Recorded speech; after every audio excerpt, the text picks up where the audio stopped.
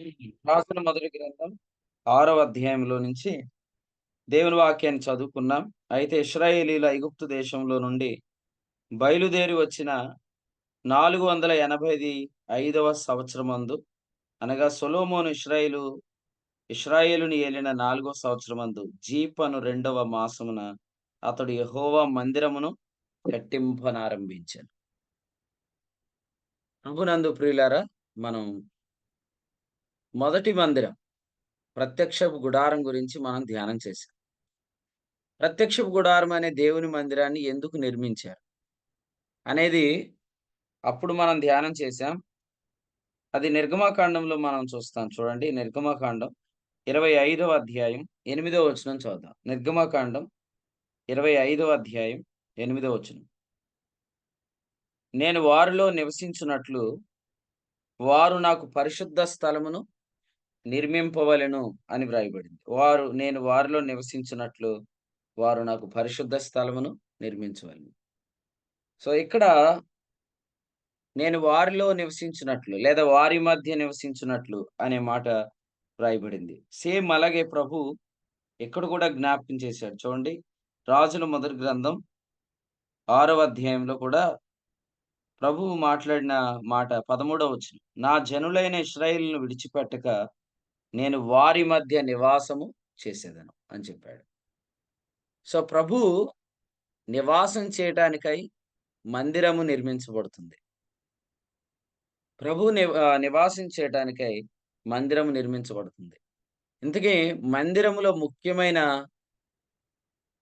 భాగము లేదా ముఖ్యమైన విషయము, ముఖ్యమైన భాగము, అతి పరిశుద్ధ స్థలము, ముఖ్యమైన విషయము దేవుని నిబంధన మందసం అన్నమాట. ఎందుకంటే దేవుని నిబంధన మందసమే దేవుని మందిరములో కాపాడబడాలి. దేవుని నిబంధన మందసం కొరకే దేవుని మందిరము కాపాడబడాలి. దేవుని నిబంధన మందసము, దేవుని మందిరం కాపాడాలి. దేవుని నిబంధన మందసం కొరకే దేవుని మందిరం కాపాడబడాలి. ఎందుకు అనంటే దేవుని నిబంధన మందసము ఇశ్రాయేలీయులకు లేదా దేవుని ప్రజలకు దేవుని యొక్క స్వరము అందించడానికి కారణంగా ఉంది. అది సంఖ్యాకాండం 7వ అధ్యాయము 90 నుండి మనం దానిని నేర్చుకున్నాం, ధ్యానం చేశాం. సంఖ్యాకాండం 7వ అధ్యాయం 90వ వచనంలో మోషే యెహోవాతో మాట్లాడుటకు ప్రత్యక్షపు గుడారంలోనికి వెళ్ళినప్పుడు సాక్ష్యపు మందసం మీదనున్న కరుణాపీఠం మీద నుండి, అనగా 2 కెరూబుల నడుము నుండి తనతో మాట్లాడిన యెహోవా స్వరం అతడు వినెను అనే మాట చూస్తున్నాం. ఈ వచనం ప్రకారం దేవుని నిబంధన మందసం ఎందుకు ఇవ్వబడిందంటే, ఆ మందసం మీద నుండి ఆయన మాట్లాడుతున్నాడు అనే మాట చూస్తున్నాం. ఆయన మందసం మీద నుంచి ఆయన మాట్లాడుతున్నాడు. కాబట్టి ఇప్పుడు ఇలా చెప్పుకుందాం. మందసం ఎందుకు కాపాడబడాలంటే, ఆయన యొక్క స్వరము కాపాడబడటం కొరకే. ఆయన స్వరము కాపాడబడాలి. ఆయన మందసం కాపాడబడాలి. ఆయన మందిరము కాపాడబడాలి.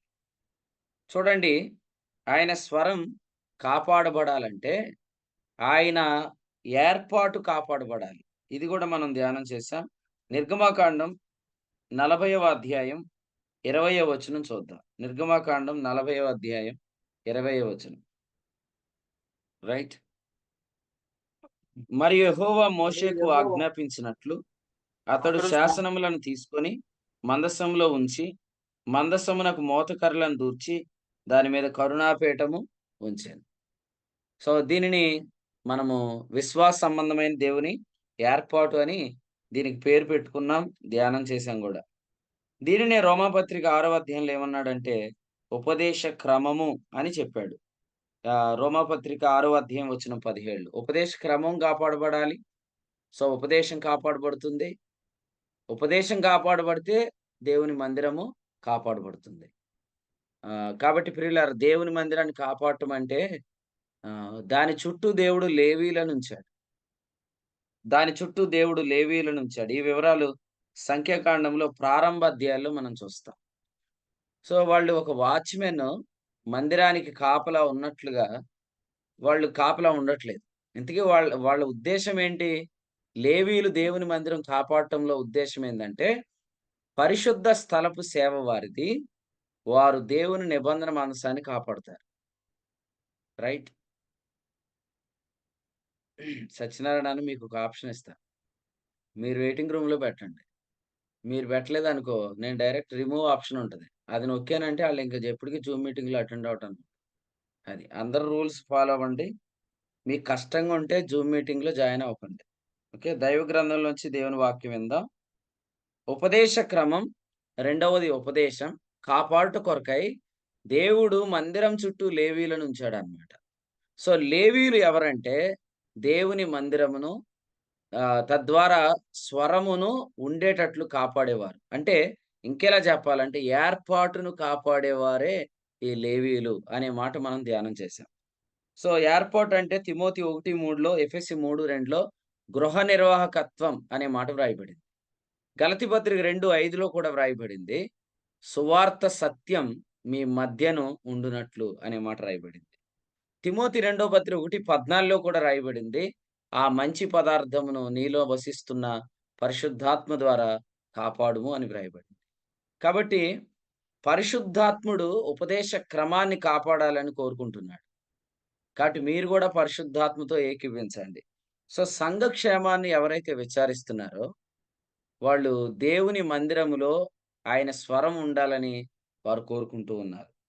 సో, మనం ఎరిగినట్లుగా ఆహ్, చాలా అరుదుగా, చాలా తక్కువగా దేవుని యొక్క మందిరాల్లో దేవుని స్వరం ఉంటుంది. అందుకనే ప్రజలు గూడా దేవుని మందిరానికి రావటానికి అంతగా ఇష్టం చూపించట్లేదు. మనం ఎరుగుదుము చాలామంది దేవుని యొక్క సన్నిధికి చాలా కారణాలతో వస్తారు. కానీ మనం దేవుని సన్నిధికి ప్రజలు వాక్యం వినటానికే వచ్చేటట్లు చేయాలి. అప్పుడు వాక్యం లేకపోతే ప్రజలు రాకపోవటం మనం గమనిస్తాం. తద్వారా మన వాక్యం లేదు అనే సంగతి విషయంలో మనము విమర్శ చేసుకుంటాం. ప్రసంగి 5:1లో చెప్పినట్లుగా దేవుని మందిరం అనేది దేవుని వాక్యం వినే స్థలం మాత్రమే. దేవుని మందిరం అనేది దేవుని వాక్యం వినే స్థలం మాత్రమే. అలాగు గాని మన మందిరాలు సిద్ధపరచబడితే, మందిరంలో దేవుని స్వరం లేనప్పుడు ప్రజలు ఆగిపోవటం మనం చూస్తాం. అప్పుడు మనం మందిరంలో దేవుని స్వరం లేకపోవటానికి గల కారణాలను ఫైండ్ ఔట్ చేస్తాము. మీరు చూడండి, విలాప వాక్యముల గ్రంథమంతా కూడా ఎందుకు రాయబడిందంటే, దేవుని యొక్క ప్రజలు కూడి రావట్లేదు. అది విలాపం. అన్నిటికంటే ఆహ్, దైవ గ్రంథంలో విలాపము అని చెప్పబడిన గొప్ప విలాపం ఏదంటే, నియామక కూడికలకు ఎవరునూ రావట్లేదు. సో, కూడికలకి ఎందుకు రావట్లేదంటే, వాక్య ప్రేమికులకు వాక్యం కరువైపోయింది. వాక్య ప్రేమికులకు వాక్యం కరువైంది. లూకా 19:48 ప్రకారం వాక్యాన్ని హత్తుకునేవారు వాళ్ళొక రివల్యూషన్ కొరకు వస్తున్నారు. వారొక ప్రత్యక్షత కొరకొస్తున్నారు. ప్రభువు మాట్లాడితే హృదయాలు మండుతాయని వస్తున్నారు. ప్రభువు మాట్లాడితే లూకాసు సువార్త 24 ప్రకారం హృదయాలు మండుతాయని, కొరింథీ రెండో పత్రిక 4 అధ్యాయంలో వ్రాసినట్లు 5లో హృదయాలు ప్రకాశిస్తాయని వస్తున్నారు కానీ, వారు వచ్చిన సారి వారికి దేవుని వాక్యం దొరకట్లేదు. అందుచేత చాలామంది ఆసక్తిని కలిగి లేరు. దేవుని సన్నిధికి రావడానికి ఆసక్తి కలిగి లేరు. మీరు చూడండి అపోస్తల కార్యాల గ్రంథం 2వ అధ్యాయం 28వ వచనంలో ఇలా చెప్పాడు. అపోస్తలుల కార్యముల గ్రంథం 2వ అధ్యాయం 28వ వచనం. నాకు జీవ మార్గములు తెలిపితివి. నీ దర్శనం అనుగ్రహించి నన్ను ఉల్లాసముతో నింపెదవు అని చెప్పాడు. సో, ఈ వచనంలో ఇలా వ్రాయబడింది. నీ దర్శనము అనుగ్రహించి నన్ను ఉల్లాసముతో నింపెదవు. అంటే దేవుని యొక్క దర్శనం మనల్ని ఉల్లాసంతో నింపుతుందన్నమాట. దేవుని యొక్క దర్శనం మనల్ని ఉల్లాసంతో నింపుతుంది. అందుచేత దైవ దర్శనాన్ని టేస్ట్ చేసిన వ్యక్తి ఆ దర్శనం లేకపోతే దేవుని సన్నిధికి రాలేడు. మీరు గూడా చెప్పాలి. ఏమన్నానంటే, నాకు దేవుని వాక్యము రావట్లేదు. లేదా లూకాసు సువార్త 3వ అధ్యాయంలో చెప్పినట్లుగా మొదటి వచనాల్లో చెప్పినట్లుగా కూడి వస్తున్నాం గానీ హృదయాలు మండించబడట్లేదు. కూడి వస్తున్నాం గానీ హృదయాలు ప్రకాశించట్లేదు. లేదా దేవుని యొక్క వాక్యం వెడలట్లేదు. వెలుగు కలగట్లేదు అనేది మనం ఖచ్చితంగా చెప్పాలి. ఎందుకు జెప్పాలంటే సంఘాన్ని ప్రేమించే వాళ్ళమైతే తప్పకుండా జెప్పాలి. సంఘ క్షేమాన్ని విచారించే వాళ్ళమైతే తప్పకుండా చెప్పాలి. అంతేగాని స్వరం లేకపోయినా కూడి వస్తున్నామంటే, ప్రత్యక్షత లేకపోయినా కూడి వస్తున్నామంటే, దేవుడు మాట్లాడకపోయినా చేరి వస్తున్నామంటే, మనము కాలక్షేపం చేస్తున్నామని అర్థం. ఎందుకంటే మనకందరికీ తెలుసు మొట్టమొదటి గ్యాదరింగ్ బైబిల్‌లో సంఘముగా వారు కూడినప్పుడు అపోస్తుల కార్యాలు 2వ అధ్యాయం 4లో మనం చూస్తాం. వాక్‌శక్తి అనేది కేంద్రంగా ఉంది. వాక్‌శక్తి అనేది కేంద్రంగా ఉంది. కాబట్టి ఈరోజు ఒక వ్యక్తిని దేవుడు వాడుకుంటున్నప్పుడు, లేదా సంఘాన్ని దేవుడు వాడుకుంటున్నప్పుడు, ఆ సంఘంలో ప్రాముఖ్యమైన దేవుని స్వరమే. ప్రకటన 3:20లో కూడా చెప్పాడు. సంఘములో స్వరం అనే మాటను మనం అక్కడ చూస్తాం. కాబట్టి సొలొమోను మందిరం కట్టిన, ప్రత్యక్షపు గుడారం నిర్మించిన మెయిన్ కాన్సెప్ట్ ఏంటంటే, దేవుని నిబంధన మందసము కాపాడబడాలి. అంటే దేవుని యొక్క స్వరము కాపాడబడాలి. అంటే దైవ స్వరము సంఘములో ఉండాలి అనేదే ఉద్దేశ్యం. కాబట్టి ఎంతమంది ఈ మీటింగ్‌లో ఉన్నవారిలో దేవుని స్వరం మందిరంలో ఉండటానికి బాధ్యత కలిగిన వారున్నారు. అది ఉదయకాలం ప్రశ్న.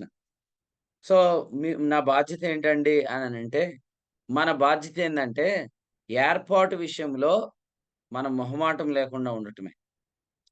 సువార్త సత్యం విషయంలో మనము మొహమాటం లేకుండా ఉండటమే. సో, సువార్త సత్యం మనలో ఉన్నప్పుడు ఖచ్చితంగా దేవుని యొక్క స్వరం వస్తుందనమాట. పౌలు గారు ఇలా చెప్పారు. గలతీ పత్రిక 2వ అధ్యాయం 14 వచనంలో సువార్త సత్యం చొప్పున క్రమముగా నడుచుకొనకపోవుట నేను చూచినప్పుడు అన్నాడు.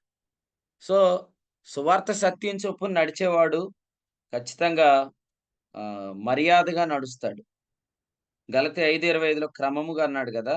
ఇదే మాటను దైవ గ్రంథంలో మరొక చోట ఏమన్నాడు? పగటియందు నడిచినట్లు మర్యాదగా నడుచుట అనే మాట రోమాపత్రిక 13:13లో చెప్పాడు. మర్యాదగా. సో, కొంతమంది మర్యాద వదిలేసారు. మర్యాద వదిలినప్పుడు ఏం చేయాలి సంఘాన్ని ప్రేమించేవాడు? ఆ మర్యాద జ్ఞాపకం చేయాలి. ఆ క్రమాన్ని జ్ఞాపకం చేయాలి. సో, సువార్త సత్యం చొప్పునైతే ఇది కరెక్ట్ కాదు గదా! అని చెప్పాలి. అలా చెప్పేవాడే ఆ సంఘంలో స్వరం ఉండటాన్ని ఆహ్, కొరకై బాధ్యత కలిగిన వాడు. నాకెందుకులే అనుకునేవాడు ఎవరు? ఈ జూమ్ మీటింగ్‌లో ఒకవేళ ఉన్నాడంటే అలాంటి వాడు సంఘ క్షేమాన్ని విచారించేవాడు కాదు. సొలొమోన్ మందిరం కట్టాడంటే ఇప్పుడు మనం కట్టాల్సిన మందిరం ఏది? ఇశ్రాయేలు ప్రత్యక్ష గుడారం నిర్మించారంటే ఇప్పుడు మన యొక్క ప్రయాస ఏంటి? సో, మనము దేవుని యొక్క సంఘములో స్వరముండేటట్లు మనం ప్రవర్తించాలి. మనం ప్రయత్నించాలి. దానికి ప్రభువు మనకిచ్చిన బాధ్యతేందంటే, ఆయన ఒక విషయం జెప్పాడు. ఏర్పాటు ఉంటే ఖచ్చితంగా ఉపదేశం ఉంటుంది. ఉపదేశ క్రమం ఉంటే ఖచ్చితంగా ఉపదేశం ఉంటుంది. సో, మీరు చూడండి ఉపదేశ క్రమం చొప్పున ఎవరైనా వెళ్ళట్లేదననంటే, ఆ ఉపదేశ క్రమం లేకపోతే రేపొద్దున ఉపదేశం రాదు. ఉపదేశం రాకపోతే రేపొద్దున తర్వాత తర్వాత ఏమైతారు ప్రజలు ఆగిపోతారు. ఉపదేశం బదులుగా ఎన్ని మనం ప్రవేశపెట్టినా ఎంతో కాలం ప్రజలు ఉండరండి. కాబట్టి ఈ రోజుల్లో గూడా దేవుడు ఒక గొప్ప కార్యం చేయబోతున్నాడు. అదేంటంటే ఉపదేశమే మెయిన్ క్రైటీరియా కాబోతుంది. ఉపదేశమే ముఖ్యమైన అంశం కాబోతుంది. ఆ దినాలలో గారడీ, సీమోన్‌ల వేషాలు ఇక క్లోజ్ అయిపోతాయి. కాబట్టి దేవుని యొక్క చిత్తం గూడా ఏందంటే ఆయన మందిరము బాగు చేయబడాలి. సో, అందుకనే యోహాను సువార్త 2వ అధ్యాయంలో గూడా మనం చూస్తుంది ఇదే. యోహాను సువార్త 2వ అధ్యాయము చూడండి వచనం 16వ వచనంలో ఇలా వ్రాయబడింది. నా తండ్రి ఇల్లు అనే మాట ప్రభువు చెప్పాడు. తర్వాత వచనం 17లో నీ ఇంటిని గూర్చిన ఆసక్తి అనే మాట వ్రాయబడింది. సో, దేవుని ఇంటిని గూర్చిన ఆసక్తి మనకుండాలి. అది నన్ను భక్షిస్తుంది అని చెప్పాడు. సో, మనం అసలే ఉపదేశ క్రమం బట్టి వెళ్తున్నామా? ఒకసారి ఈ ఉదయకాలం ఆలోచించేద్దాం. ఆ రోజు గలతీ పత్రిక 2:14లో ఉపదేశ క్రమం బట్టి వెళ్తే యూదుడని, అన్యుడనే భేదాన్ని వారు చూపించకపోదురు. సో, క్లియర్‌గా అక్కడ ఏమర్థమైపోతుందంటే శరీరం అనేది పనిచేస్తుంది. సో, శరీరం పనిచేస్తుందంటే అర్థం ఏంటి? ఉపదేశ క్రమం బట్టి వెళ్ళట్లేదు. అప్పుడేం చేశాడు? స్తంభాలుగా ఎంచబడిన వాడిని గూడా ఏమన్నాడు? అందరి ఎదుట చెప్పాడు. ఉపదేశ క్రమాన్ని బట్టి ఇక్కడ వెళ్ళకపోతే రేపు ఉపదేశమే ఆగిపోద్ది. ఉపదేశం ఆగిపోతే ప్రజలాగిపోతారు. ప్రజలాగిపోతే మందిరం పాడైనట్టేక. దాన్ని మరలా మనం జ్ఞాపకం చేసుకుంటే ఎందుకంటే, ఈ ప్రజలు ఎవరంటే స్వాస్థ్యం అనే ప్రజలు.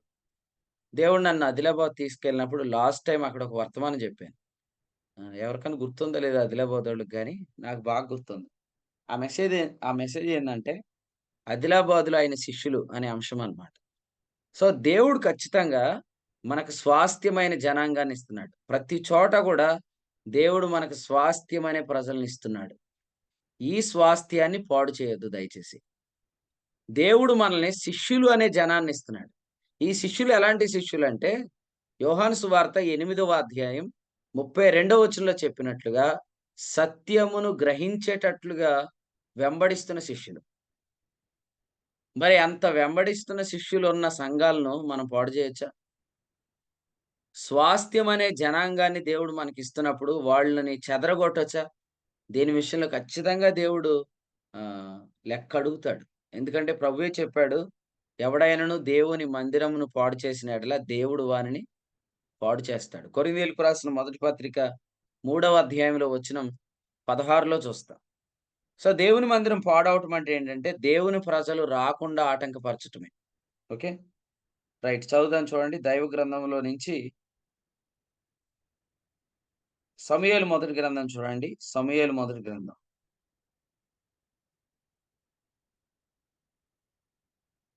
సమూయేలు మొదటి గ్రంథం 2వ అధ్యాయం 17వ వచనం చదువుదాం. సమూయేలు మొదటి గ్రంథం 2వ అధ్యాయం 17వ వచనం. తీసిన వాళ్ళు ఎవరైనా పర్లేదు చదవండి. సమూయేలు మొదటి గ్రంథం అందువలన 2 అందువలన అందువలన జనులు జనులు యెహోవాకు యెహోవాకు నైవేద్యం నైవేద్యం చూపేందు అసహ్యపడుటకు ఆ యవనులు కారణమైరి గనుక వారి పాపము యెహోవా సన్నిధిని బహు గొప్పదయ్యెను. రైట్. చూడండి నెక్స్ట్ 17వ వచనంలో మనం చూస్తున్నాము. నైవేద్యం చేయుటయందు అసహ్యపడురి అనే మాట చూస్తున్నాం. అంటే దేవుని మందిరానికి రావటానికి ఆటంకంగా ఈ యవనస్తులు కారణమయ్యారనే మాట చూస్తున్నాం కదా! ఇప్పుడు దేవుని ప్రజలు రాకుండా వీళ్ళు కారణమైపోతున్నారు. నేను మళ్ళీ చెప్తున్నాను గదా! ఖచ్చితంగా ఉపదేశమే మెయిను. స్వరమే మెయిను. ప్రత్యక్షతే మెయిను. అది లేనప్పుడు ఇక ప్రజలు రావటం ఆగిపోతారు. భోజనాలు పెట్టి, ఆ! బట్టలు పెట్టి, ఎవరు ఎన్ని చేసినా గారడీల పనులు గారడీల వరకే ఉంటాయి. ఒకరోజు ఆగిపోతాయి ఇయన్నీ. భోజనాలు పెట్టడం ద్వారానో, బట్టలివ్వటం ద్వారానో ప్రజలు వస్తారని ప్రజలను మనం ఇలా మోసం చేసేవన్నీ ఇయన్నీ ఆగిపోతాయి. కానీ ఫైనల్‌గా ప్రజలందరూ ఈ కడవరి దినాల్లో స్వరం అంటే ఏంటో అర్థం చేసుకోవడం ప్రారంభిస్తున్నారు. కాబట్టి స్వరమున్న మందిరాలకే ప్రజలు చేరువస్తారు. అయితే నిజంగా నీ మందిరం మీద నీకు దృష్టి ఉంటే, ఆసక్తి ఉంటే, నీ ఇంటిని గూర్చిన ఆసక్తి నన్ను భక్షిస్తుంది అనేది నిజంగా నీకుంటే, ఉపదేశ క్రమాన్ని అనుసరించి వెళ్ళకపోతే ఎవరినైనా కూడా మనం క్వెషన్ చేయొచ్చు. కేఫాతో పౌలు అడిగాడు. ఏమనంటే, "నువ్వు ఇప్పుడు ఉపదేశ క్రమం బట్టి వెళ్ళట్లేదు. సో, రేపొద్దున ఉపదేశం ఆగిపోతుంది. తర్వాత ప్రజలకు గూడా ఆటంకం ఏర్పడుతుంది. దేవుని ప్రజలు రాకపోతే, అది దేవుని మందిరం పాడు చేయటమే గదా! దేవుని మందిరం పాడు చేస్తే, దేవుడు వానిని పాడు చేస్తాడు." అంటే ఆయన ఇప్పటికి గూడా ఆయన మందిరాన్ని గూర్చి, ఆయన ఇంటిని గూర్చి ఆయన అపేక్ష కలిగున్నాడు. ఎందుకంటే, ప్రభువు ప్రత్యక్ష గుడారం గురించి మాట్లాడినప్పుడు 25:8 నిర్గమకాండంలో గాని, ఇప్పుడు మనం చదువుకున్న రాజుల మొదటి గ్రంథంలో గాని, మనం చదివిన మాటేందంటే, "నేను వారి మధ్య నివాసం చేస్తానన్నాడు." సో, ప్రభువు యొక్క ఉద్దేశ్యం ఏందంటే, మన మధ్యకు రావాలని ఆశపడుతున్నాడు. రాధక్క. అయితే ప్రభువుని ఆటంకపరుస్తున్నారు. అది. ప్రభువు మన మధ్యలోనికి రాకుండా, ప్రభువు మన మధ్యలో ప్రత్యక్షం కాకుండా, ఆయనను కనబడకుండా చేసే ప్రయత్నం జరుగుతుందనమాట. సో, రాత్రి గూడా నేను చెప్పా గదా! వర్తమానం నిడదవోలులో. సో, యేసు ప్రభు ఈ లోకంలోనికి రాకుండా ఉండటానికి నెఫీలను పుట్టిచ్చారు. యేసు ప్రభు రాకడను ఆటంకపరచడానికే యోధా కుమారుడైన ఏరు గాని, ఓనాను గాని వారు సంతానాన్ని పుట్టించడానికి ఇష్టపడలేదు. కాబట్టి ఇవన్నిటిని మనం గమనిస్తున్నప్పుడు, ఈ దినాల్లో కూడా మనం కూడి వస్తున్నప్పుడు ప్రభువు మన మధ్యకు రాకుండా ఆటంకాలు జరుగుతున్నాయి. మనం కూడి వస్తాం. జూమ్ మీటింగ్ ఆన్ చేసుకుంటాం. చక్కగా వీడియో ఆన్ చేసుకుంటాం. ఈరోజు ప్రభు ఏం మాట్లాడతాడని మనం వస్తాం గానీ, మన మధ్యకు ప్రభు రాకుండా, ఆయనకి ఆటంకం ఏర్పడకుండా, మనం ముందు నుంచే ఉపదేశ క్రమంలో జాగ్రత్తగుండాలి. ఎందుకంటే, పౌలు గారు ఎలా జ్ఞాపకం చేశారో చూద్దాం. రోమీయులకు రాసిన పత్రిక, మొదటి అధ్యాయం చూడండి. రోమీయులకు రాసిన పత్రిక, మొదటి అధ్యాయం, వచనం 13 చదువుదాం. వచనం 13.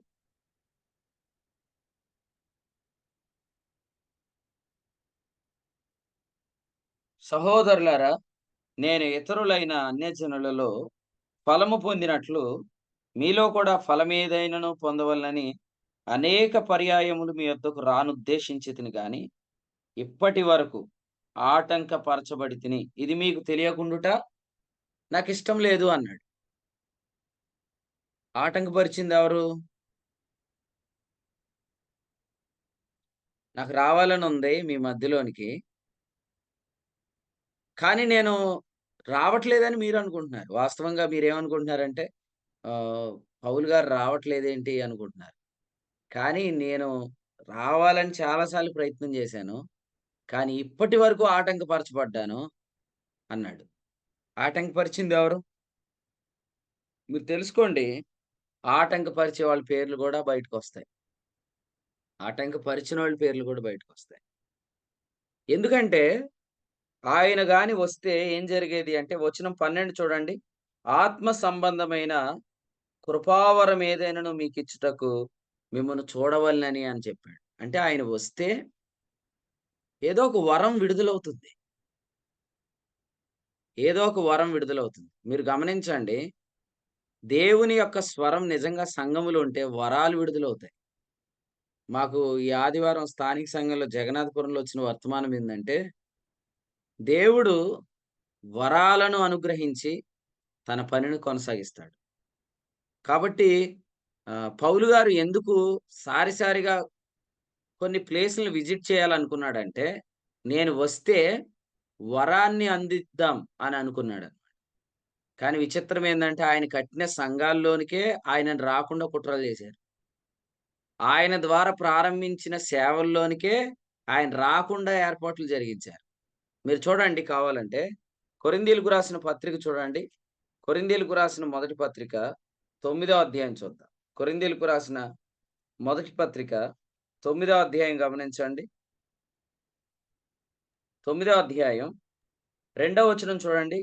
ఇతరులకు నేను అపోస్తలుడను కాకపోయినను, మీ మట్టుకైనను అపోస్తలుడను అన్నాడు. ఇతరులకు అపోస్తలుడని కాకపోయినను, మీ మట్టుకు అపోస్తలుడిని అన్నాడు కదా!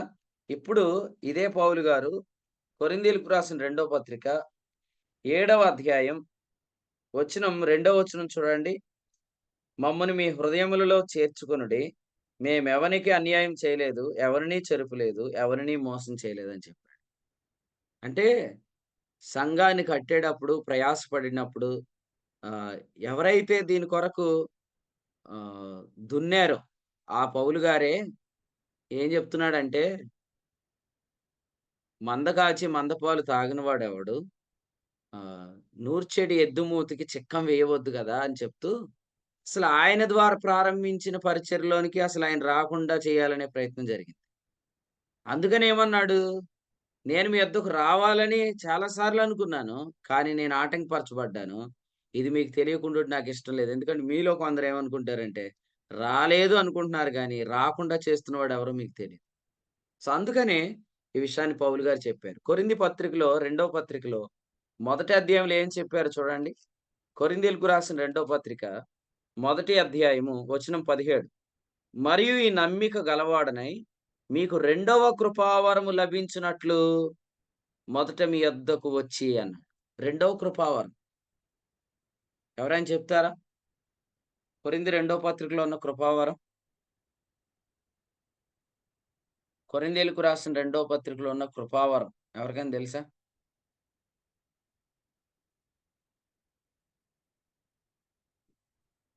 కొరింథీయులకు రాసిన రెండో పత్రికలో ఉన్న కృపావరం. మీరు చదవండి 8వ అధ్యాయం, 9వ అధ్యాయంలో ఈ కృపావరం గురించి రాశాడు. రాస్తూ 9వ అవును. అధ్యాయం ఆఖరి వచనంలో అన్నాడు. చెప్పసఖ్యము కాని ఆయన వరం అన్నాడు. ఆ వరం ఏందంటే దాతృత్వం. అంటే ఇచ్చే విషయం అన్నమాట.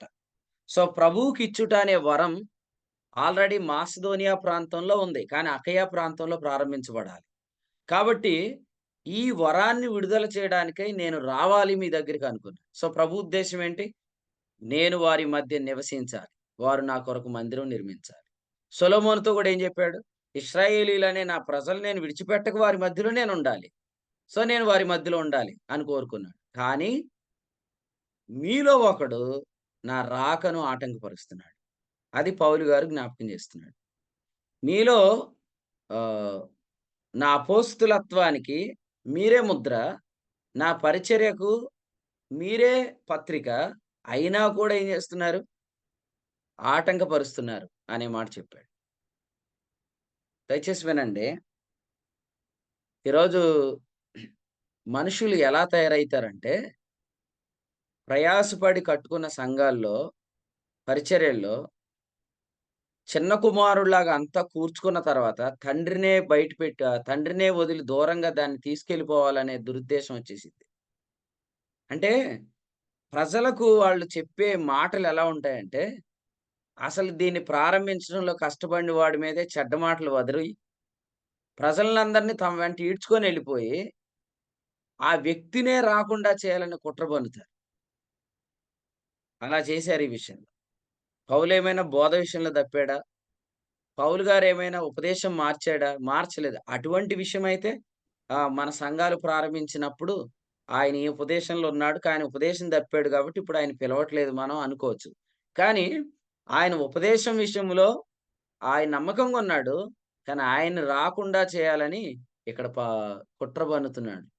అందుకనే పౌలు గారు ఈ పత్రిక రాస్తూ అన్నాడు, "అసలు నేనొస్తే కృపావరం వస్తది.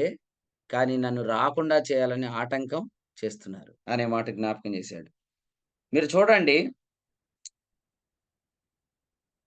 కొరింథీయులకు రాసిన మొదటి పత్రికలో ఒక మాట చెప్పాడు. ఏం చెప్పాడంటే, 4 అధ్యాయం చూడండి. 4 అధ్యాయం వచనం 19 చదువుదాం. లేదా వచనం 18. 4 అధ్యాయం వచనం 18. నేను మీ యొద్దకు రానని అనుకుని కొందరు ఉప్పొంగుచున్నారు. ప్రభు చిత్తమైతే త్వరలోనే మీ యొద్దకు వచ్చి ఉప్పొంగుచున్న వారి మాటలను కాదు వారి శక్తిని తెలుసుకొందును. యెస్. ఈ మాట మనం చాలా సార్లు వింటున్నాం. మళ్ళీ జ్ఞాపకం చేసుకుంటున్నాం. ఈ జూమ్ మీటింగ్స్ జరుగుతున్నప్పుడు మన మధ్యకు ప్రభువు రావాలి. ఓకే.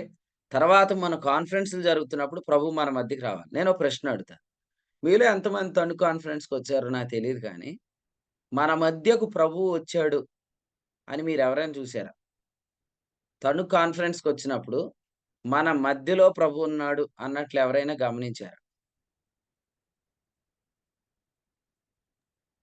గమనించి ఎలా తెలిసింది మన మధ్యలో ప్రభువు ఉన్నాడు మనకి? ఆయన ఆయన స్వరం ద్వారా ఆయన మనతో మాట్లాడుతున్నాడు ఆ విధానాన్ని బట్టి. సరే నేనెలా అంటాను. ప్రభువు మన మధ్యలోకొచ్చాడంటే, ప్రభువు మన మధ్యలో వసించాడంటే, ప్రభువు మనతో మాట్లాడాడంటే, ఆ పరిచయను దేవుడు అనుమతించాడు. ఓకే. మళ్ళీ జ్ఞాపకం చేస్తున్నాను. ఇంజరంలో మీటింగ్స్ జరుగుతున్నాయి. ఇంజరంలో మీటింగ్స్ జరుగుతున్నప్పుడు నిన్న ప్రసాద్ గారు చాలా విషయాలు చెప్పారు గానీ, ఒక విషయం చెప్పారు దేవుని సేవకులు. ఆ విషయం ఏందంటే, ఇక్కడ వస్తున్న వర్తమానాలను బట్టి దేవుడు ఈ మీటింగ్స్‌ని ఆమోదించాడు అని సేవకులు చెప్పారు. అంటే వస్తున్న రివల్యూషన్ బట్టి, ప్రత్యక్షతను బట్టి ఈ మీటింగ్స్‌ని దేవుడు ఆమోదించాడు, ముద్ర వేశాడు అని చెప్పారు. మే 1, 2 తేదీల్లో మీటింగ్స్ జరిగినాయి. ఎక్కడ జరిగినాయో తెలుసుగా? మే 1, 2 తేదీల్లో. అప్పుడు గూడా వర్తమానం వచ్చింది. ప్రభువు తన దాసుల్ని నిలబెట్టి మాట్లాడాడు. అప్పుడు ప్రత్యేకంగా మన గర్భములో ఉన్న ఆత్మకార్యాలనే దాని గురించి ప్రభు మాట్లాడాడు. అప్పుడు గూడా మనం ఏమి నమ్మాం? దేవుడు ఈ మీటింగ్స్‌ని ఆమోదించాడు అని. సో, మనం కూడి వస్తున్నప్పుడు మన మధ్యకు ప్రభువొస్తే, వాటిని ప్రభువే ఆమోదించినప్పుడు వాటి మీద బురద జల్లటానికి మీరు ఎంతటి వారు, నేను ఎంతటి వాడిని. సో, అది గుర్తుపెట్టుకోండి. ఈ మీటింగ్స్ ఇంత అవసరమా? ఇంత ఖర్చు అవసరమా? ఇది అవసరమా? అది అవసరమా? నేనిలా అంటాను. మరి మీ సొంత ఇంట్లో మీరెందుకు అంత ఖర్చులు పెడుతున్నారు? మీ సొంత విషయాలకి మీరెందుకు అంత ఖర్చులు పెడుతున్నారు? చూసారా? అంటే మనుషులు ఈ అత్తరెందుకు 300 దేనారములకు అమ్మి బీదలకియొచ్చు కదా! అంటే వెంటనే అక్కడేం రాసాడు? వాడిలా చెప్పింది బీదల మీద శ్రద్ధ కలిగి కాదు. సో, సేమ్ అలాగే ఈ దినాల్లో పరిచర్యను ప్రభువే ఆమోదిస్తున్నాడంటానికి ముద్ర ఏందంటే, ఆయన మన మధ్యలో ఉండటం.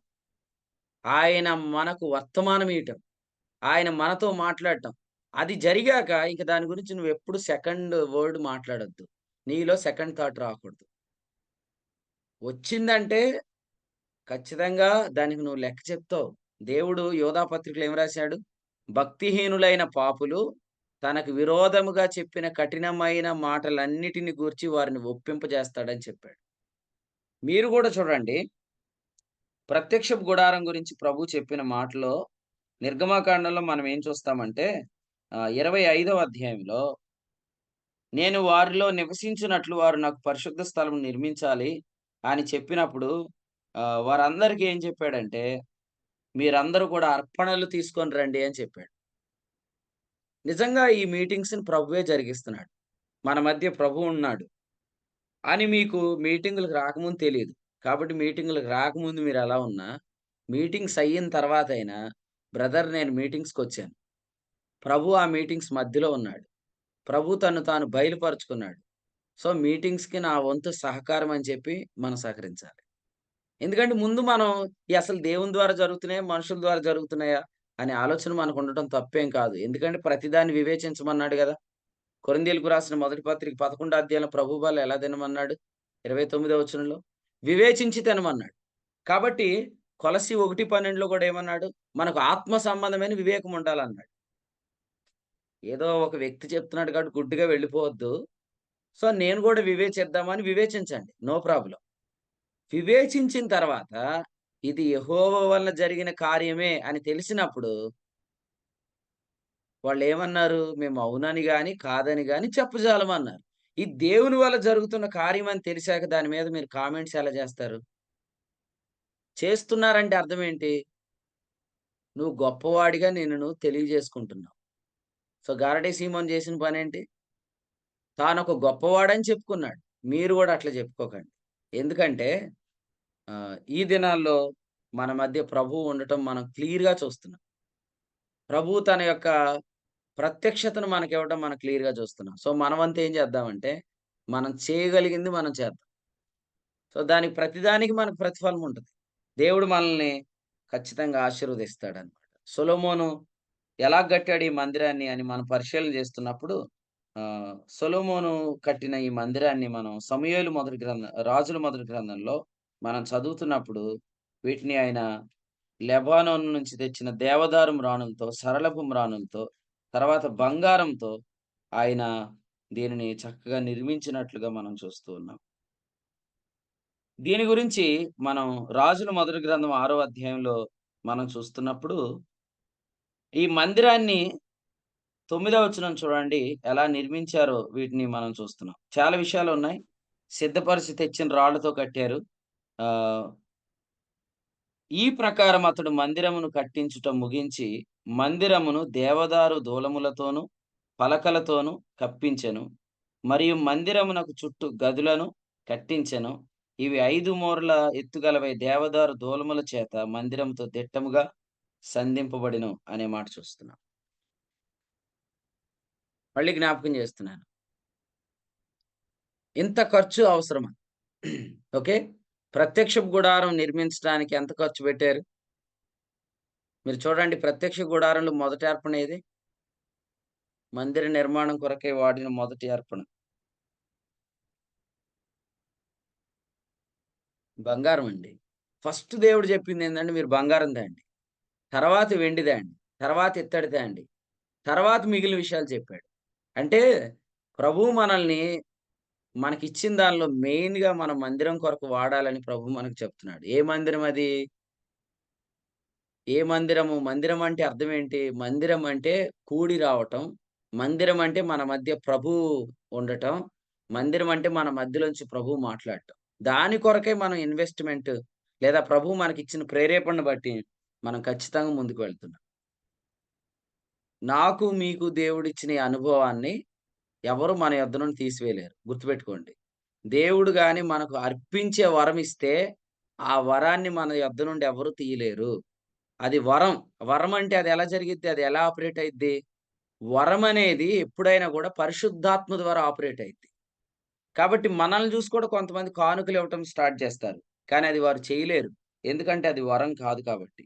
కాబట్టి మీలో ఈ వరము ఒకవేళ ఉంటే ఖచ్చితంగా అది కొరింథీయులకు రాసిన మొదటి పత్రికలో 12వ అధ్యాయంలో చెప్పినట్లుగా వరాలను నిర్వహించేవాడెవరంటే ఆత్మ మాత్రమే. 11వ వచనం. పరిశుద్ధాత్ముడు వరాన్ని ఆపరేట్ చేస్తాడు. కాబట్టి ఇచ్చే విషయంలో ఏదైతే ఉందో అది కేవలం వరము ద్వారానే జరగాలి. మీరు చూడండి, ఈరోజు మనము చాలా ఖర్చులు పెడుతున్నాం. దేవుని సేవకులు ఒక పాట రాశారనమాట. ఆ పాటలో ఇంటికి, పెండ్లికి, వస్త్రములకు ఆర్భాటముగా అర్పిస్తావు. ప్రభువు పనికి ఆలోచించి చింతిస్తావు న్యాయమా అని ఒక కీర్తన రాశారు. ఆ కీర్తన చాలా మందికి తెలుసు. దేవుని సేవకులు రాజేష్ అన్న అది ఆల్బమ్‌లో పాడారనమాట. ఆ కీర్తనలో ఇంటికి, పెండ్లికి, వస్త్రములకు ఆర్భాటముగా అర్పిస్తావు. ప్రభువు పనికి ఆలోచిస్తావు, చింతిస్తావు న్యాయమా అని రాశారు. సో, నేను గూడా ఇదే చెప్తున్నాను. మనము దేవుని మందిరం కొరకై లేదా కూడి వచ్చేదాని కొరకై, మన మధ్యలో ప్రభువు వసించేదాని కొరకై, మనం చేస్తున్న ఏదైనా కూడా అది వరము ద్వారా జరగాలి. ఇలా జరుగుతున్నప్పుడు ప్రభువు మనకి ఒక వాగ్దానం గూడా ఇచ్చాడు. ఆ వాగ్దానం ఏందంటే కొరింథీయులకు రాసిన రెండో పత్రిక చూడండి. కొరింథీయులకు రాసిన రెండో పత్రిక 9వ అధ్యాయం 8వ వచనం చదువుదాం. 9వ అధ్యాయం 8వ వచనం. మరియు అన్నిటి మరియు యందు అన్నిటి యందు ఎల్లప్పుడును ఎల్లప్పుడూ మీలో మీరు సర్వ సమృద్ధి గలవారై ఉత్తమమైన ప్రతి కార్యం చేయుటకు దేవుడు మీ యెడల సమస్త విధములైన కృపను విస్తరింపజేయగలడు. అదన్నమాట. సో, ప్రభువు మందిరం కొరకై లేదా ప్రభువు పని కొరకై. మందిరం అన్న, పనన్న ఒకటే. లూకాసు సువార్త 2వ అధ్యాయంలో చదువుతాం గదా! నేను నా తండ్రి మందిరంలో ఉండవలెనని మీరు ఎరగరా అనే దగ్గర ఏముంది?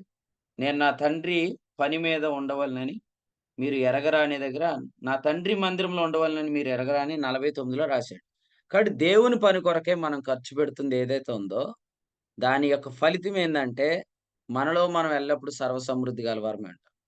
కొన్నిసార్లు మనం దొంగతనం చేస్తున్నామా దేవుని సొమ్ము? లేదా దేవుని సొమ్ము మనం ఏదైనా అక్రమంగా వాడుతున్నామా అని మన మీద టెస్టులు జరగాల. మనం లెక్కలు చెప్పాల. అలా చెప్పినప్పుడు, అరే! దొంగతనం గాదు చేస్తుంది. ఇంకా ఇతడే దేవుని పనికి ఖర్చు పెడుతున్నాడని రిపోర్ట్ రావాలి. అర్థమైందా మీకు? ఇతడు దేవుని సొమ్మును దొంగిలిస్తున్నాడా?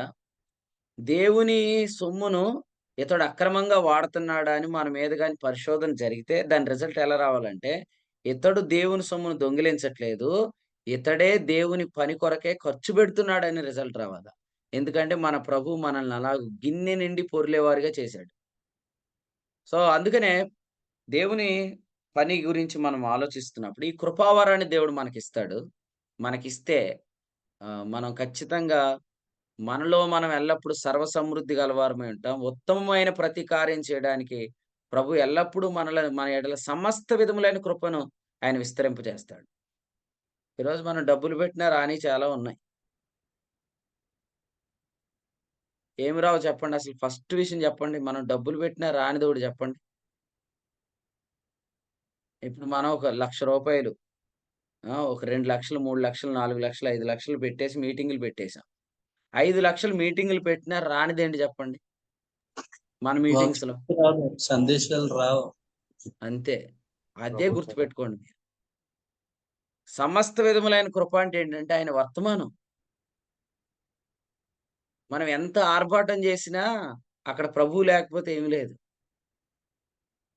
కాబట్టి మనమందరం గూడా ఏదైతే ప్రభు దగ్గర నుంచి పొందుతున్నామో ఇది వాస్తవంగా మనం వెలకట్టలేనిదన్నమాట. అందుచేత దేవుడు ఖచ్చితంగా ఇందులో ఎవరైతే సమర్పణ హృదయం కలిగున్నారో మీరు ఆల్రెడీ మీ జీవితంలో చూసుకోండి దేవుడు మీకు సర్వసమృద్ధి ఉంచాడు అన్ని విషయాల్లో.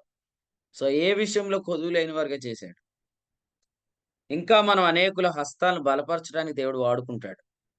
కారణం ఏందంటే, మనము ఇచ్చే విషయంలో మన యొక్క సొంత బలంతో చేయకుండా, బలవంతంగా కాకుండా, సణుక్కొనకుండా, పిసినితనంతో కాకుండా, వరాన్ని బట్టి ముందుకెళ్తున్నాం.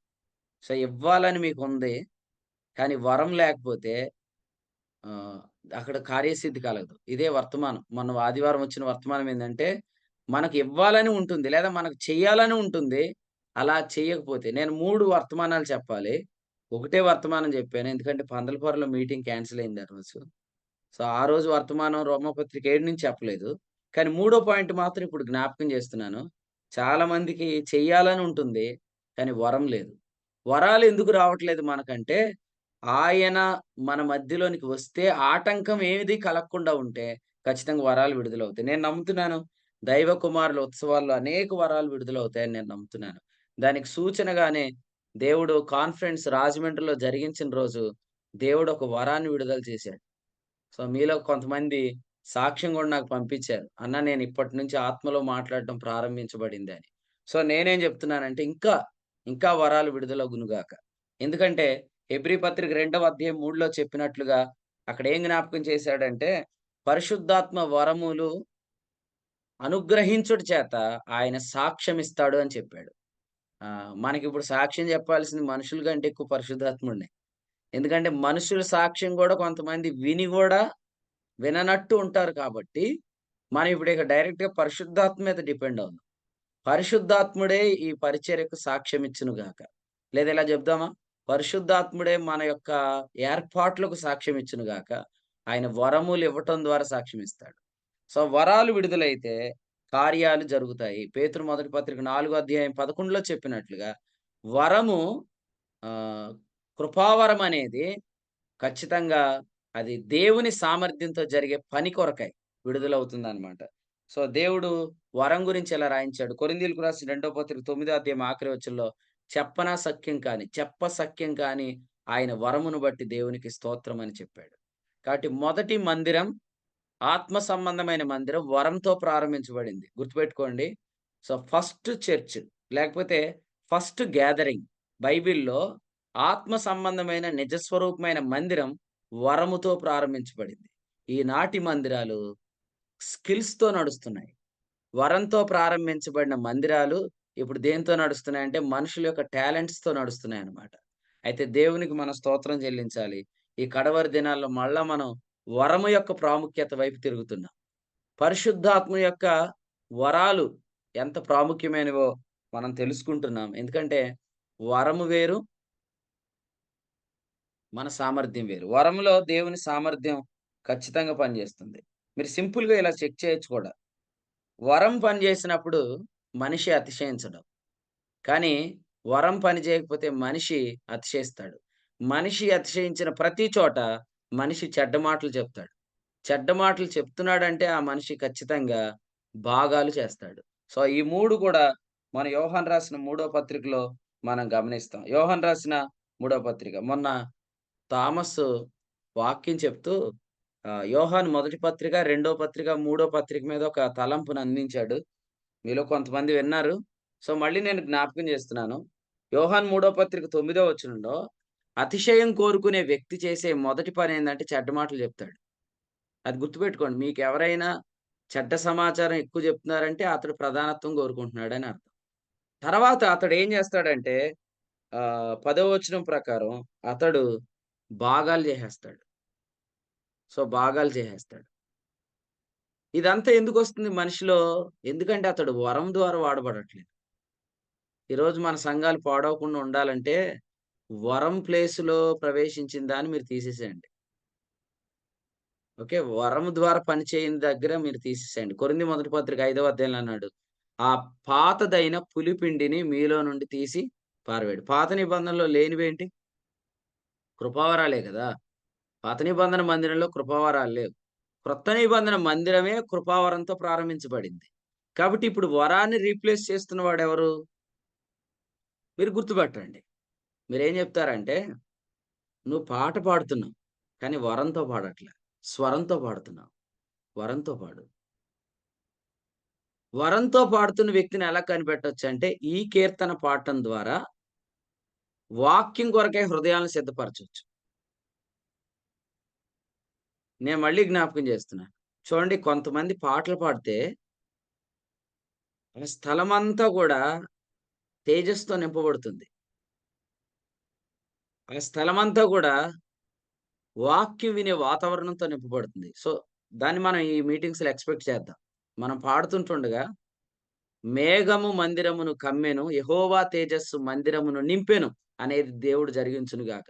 అలాగు జరిగితే ఏం జరిగిద్దంటే, ప్రజల హృదయాలు ఆటోమేటిక్‌గా వాక్యం వినడానికి సిద్ధమవుతాయి. ఓకే. చూడండి, ఈరోజు వరం పని చేయాల్సిన చాలా చోట్ల నేను ఎగ్జాంపుల్ పాటల గురించి చెప్తున్నాననమాట. చాలామంది తమ యొక్క గాత్ర ప్రదర్శన చేయటానికి రెడీగా ఉంటారు. సో, ప్రదర్శనశాల అయిపోయింది సంఘాలు. సంఘాలు ప్రదర్శనశాల గాదు. సంఘాలు వరాల ద్వారా వాడబడాలి. వర్తమానాలు గూడా చాలామంది వరంతో చెప్తున్నారు. దేవునికి నేను స్తోత్రం చెల్లిస్తున్నాను. ఎందుకంటే, మీ వరాల వల్లే మాకు క్షేమాభివృద్ధి కలుగుతుంది. మీరు మాట్లాడుతున్నప్పుడు, మీరు మాట్లాడుతున్న వర్తమానం వరం ద్వారా మాకు క్షేమాభివృద్ధి కలుగుతుందనమాట. కాబట్టి ఒకరికొకరు క్షేమాభివృద్ధి కలిగించాలంటే వరం. అంతేగాని ఆహ్, నాకు 2 ప్రసంగాలున్నాయి ఈ మీటింగ్స్‌లో. లేపోతే నాకొక వర్తమానం ఉంది. నాకు తెలిసింది. నేనసలు ప్రసంగికుడిగా ప్రూవ్ చేసుకోవాలనుకుంటే మాత్రం నువ్వు ఖచ్చితంగా ఫెయిల్ అయిపోతావు. ప్రసంగికులు కావద్దు. మనకెవరికీ ప్రసంగికులనే టైటిలొద్దు. భారం గావాలి మనందరికి. భారం ప్రత్యక్షతలోంచే పుట్టిద్ది. అసలు ప్రభువా ఇదే ప్రార్థన చేయండి.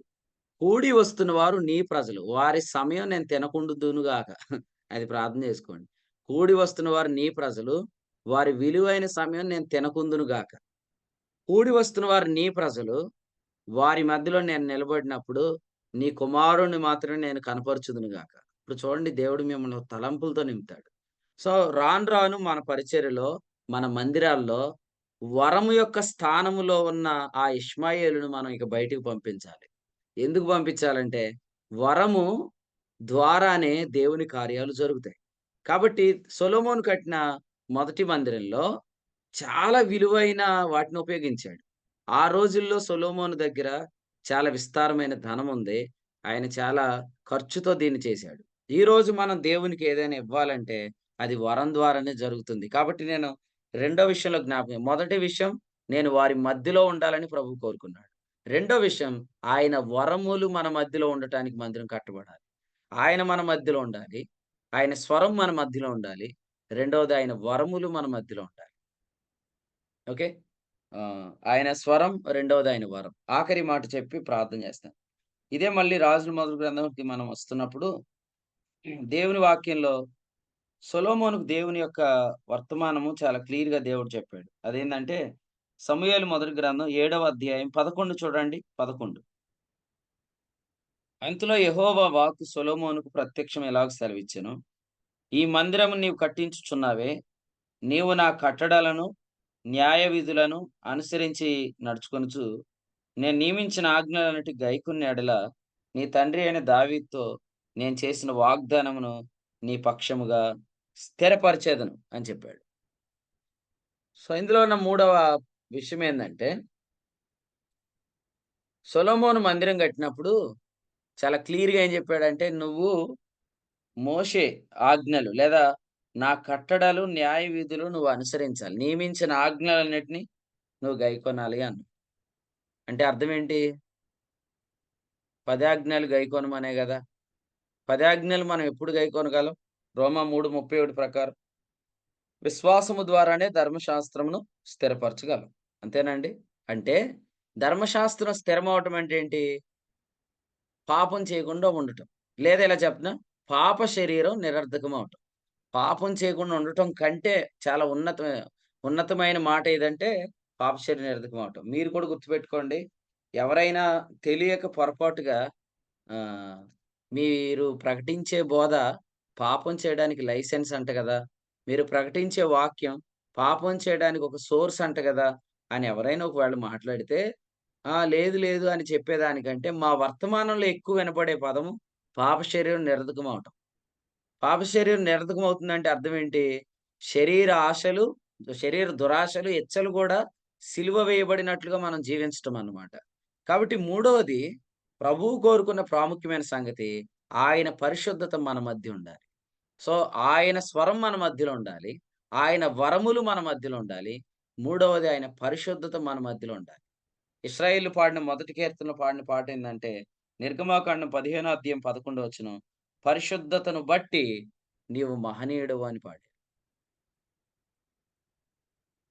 దేవుని మందిరంలో పరిశుద్ధత ఉండాలి అనేది ప్రభు కోరుకున్నాడు.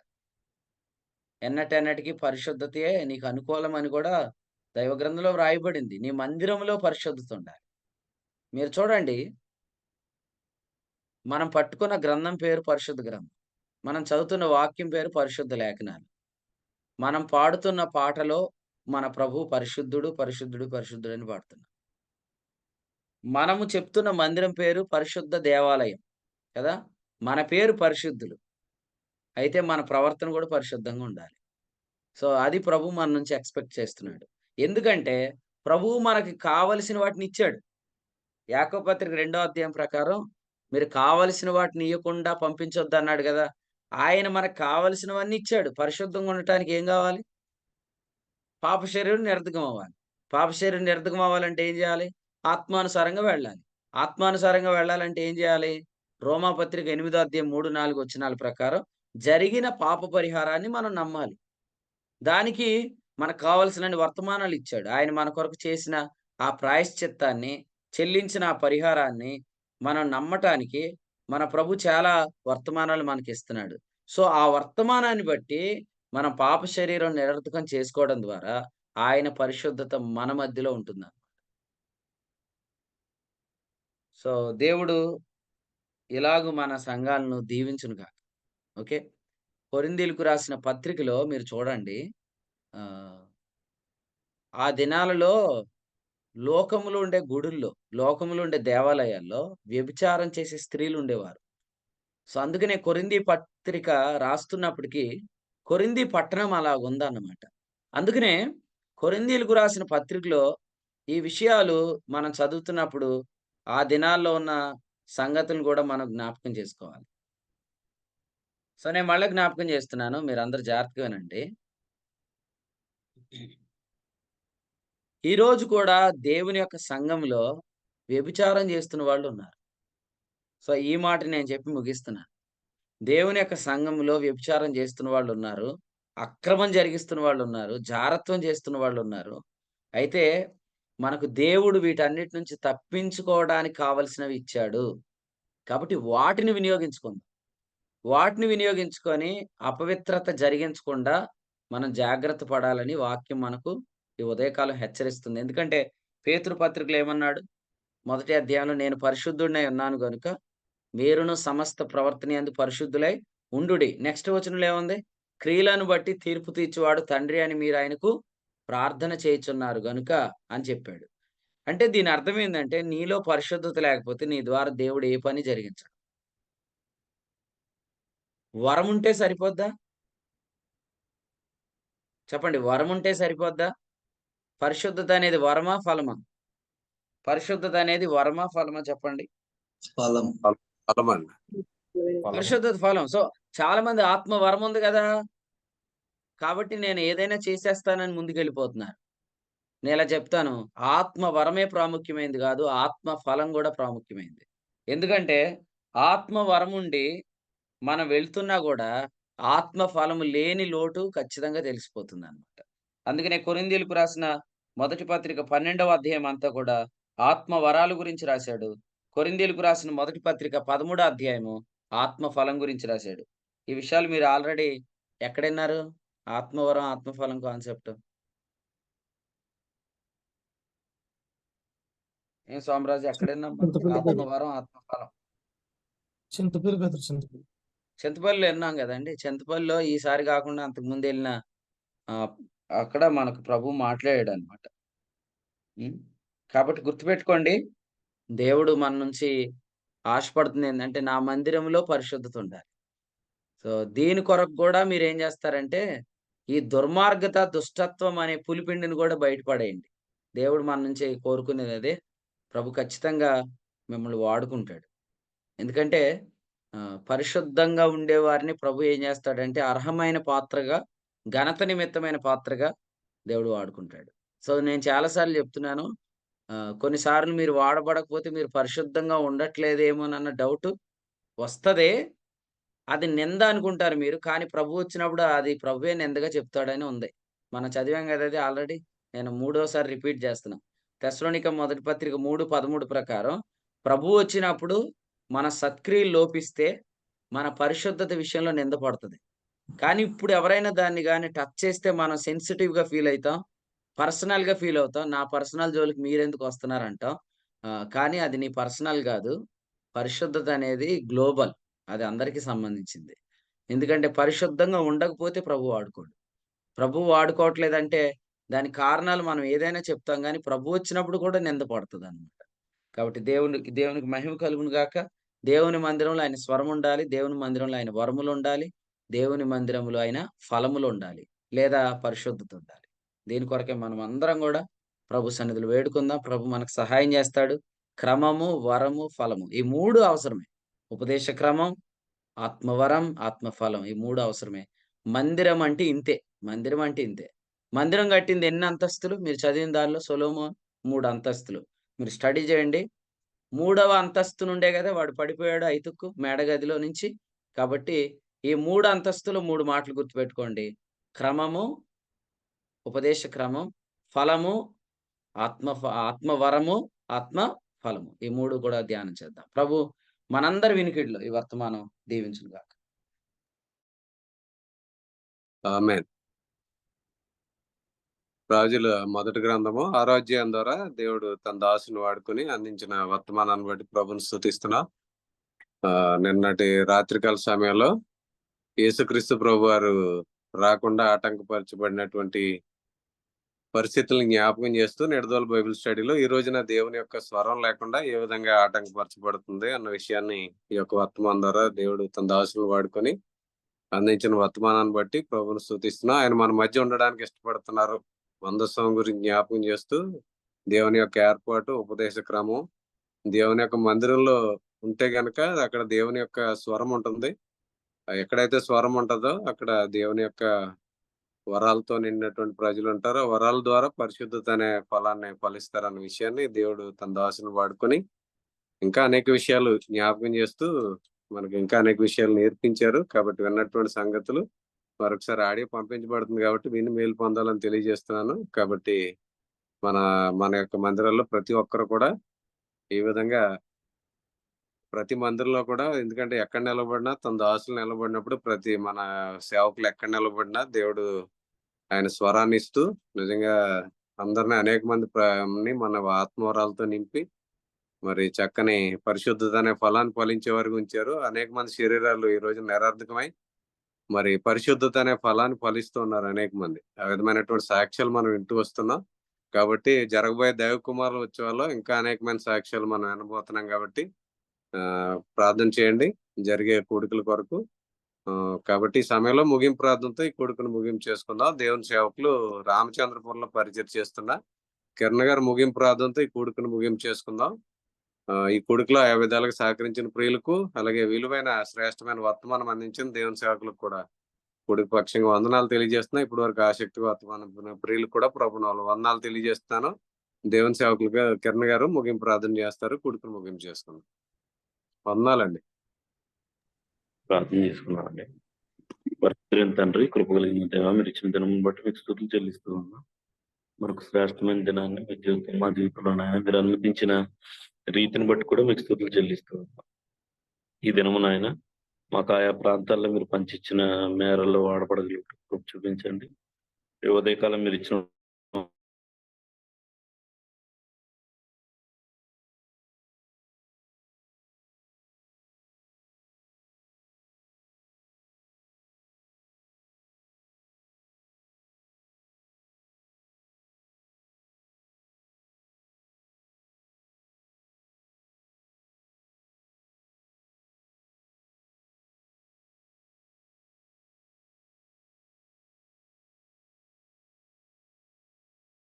స్తుతులు చెల్లిస్తూ మరి ముఖ్యంగా నాయన చేరువచ్చిన ప్రియులందరూ కూడా నేను వారందరిలో కూడా మీ ఆత్మ ఉంది కనుక నేను వారందరూ వాడబడగలుగుటకు మీరు 100కు 100% పనిచేస్తూ ఉన్నారు.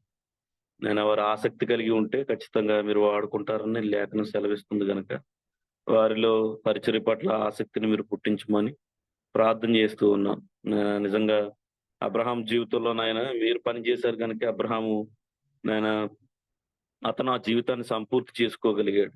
నేను అబ్రహాం అయితే తన శరీరాన్ని బట్టి చాలా చోట్ల నేను ఐగుప్తుకు వెళ్ళిన పరిస్థితులు ఇవన్నీ ఏర్పడినా కూడా మీరు అతని జీవితంలో 100% పనిచేశారు గనుక అబ్రహాము విశ్వాస జీవితాన్ని నేర్చుకోగలిగాడు. అలాగే ఇక్కడ నిలిచి ఉన్న ప్రతి ఒక్కరిలో నీ ఆత్మ పనిచేసే ఆత్మ వరాలను వారి జీవితాల్లో స్థాపించి వాటి ద్వారా మీరు విశ్వాస జీవితాన్ని మా అందరికీ నేర్పించమని ప్రార్థన చేస్తూ ఉన్నా. మరి ముఖ్యంగా జరుగుతున్న సెమినార్ విషయంలో కూడా ప్రజల హృదయాల్లో ఆ దాతృత్వం కలిగిన హృదయాన్ని మీరు పుట్టించండి. ప్రతి విషయంలో కూడా ఏ లోటు లేకుండా చేయగలిగిన వారు మీరు. మేమైతే విశ్వాసంతో ముందుకు వెళ్తున్నాం. మనుషుల్ని గురిగా పెట్టుకొనక అడుగులు వేస్తే దాన్ని స్థిరపరుస్తానని మీరు సెలవిచ్చారు. అట్టి అనుభవాలు కూడా మా సంఘ విషయంలో కూడా మీరు చూపించిన రీతిని బట్టి మీకు స్తుతులు చెల్లిస్తున్నాయన. మరి ముఖ్యంగా చేరవచ్చిన ప్రియులందరూ కూడా వారి వారి కుటుంబాలతో ఈ సెమినార్ లో పాల్గొనగలుగుట కృప చూపించమని, ఈరోజు జరగబోతున్న పరిచర్యలో కూడా మీరే తోడై ఉండమని, ఆయా ప్రాంతాల్లో జరుగుతున్న పరిచర్యలో కూడా నీ కృపను అనుగ్రహించమని, మా ప్రియులందరూ మరలా వారి వారి పనుల్లోనికి వెళుతూ ఉండగా ఎక్కడికి వెళ్ళినా ఎక్కడ ఉన్నా కూడా ప్రతి ఆలోచన నీ వాక్యంతో నిండి ఉండగలుగుట కృప చూపించమని వేడుకుంటూ, మా జీవితాల్లో మీరు పనిచేస్తూ మహిమ పొందుతున్నందుకే మీకు స్తుతులు చెల్లిస్తూ ప్రభువైన యేసుక్రీస్తు నామములో ప్రార్థించి కూడికను ముగింపు చేసుకుంటున్నాం పరమ తండ్రి. ఆమేన్. అందరికీ వందనాలు. ముగింపు ప్రార్థన చేసిన దేవుని సేవకులు కిరణ్ గారికి అలాగే కూడికలో ఉన్న ప్రియులందరికీ వందనాలండి. ఒకరికొకరు వందనాలు తెలియజేసుకొని కూడిక ముగింపు చేసుకున్నాం. అందరికీ వందనాలండి. అందరికీ మన ప్రభువైన యేసుక్రీస్తు నామములో వందనాలు. అందరికీ వందనాలండి. అందరికీ వందనాలండి. అందరికీ వందనాలండి.